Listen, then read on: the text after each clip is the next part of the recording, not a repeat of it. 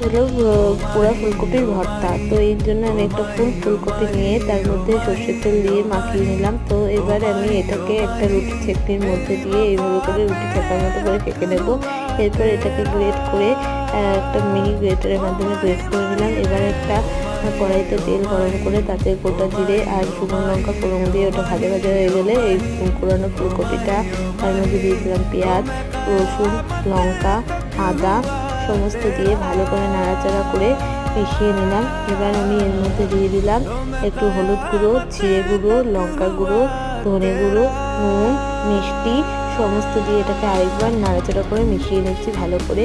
এরপর আমি এর মধ্যে দিয়ে দিলাম একটু পরিমাণে জলটা ভালো করে মিশিয়ে নিয়ে কিছুক্ষণের জন্য ফুটতে দিলাম। জলটা শুকিয়ে গেছে। এবার আমি এর মধ্যে দিয়ে দিলাম ধনেপাতা কুচি, তারপরে দিয়ে দিলাম লেবুর রস, তারপরে দিয়ে দিলাম সর্ষের তেল, সমস্তটা দিয়ে আরেকবার নাড়াচাড়া করে তৈরি হয়ে গেছে আমাদের পোড়া ফুলকপির ভর্তা।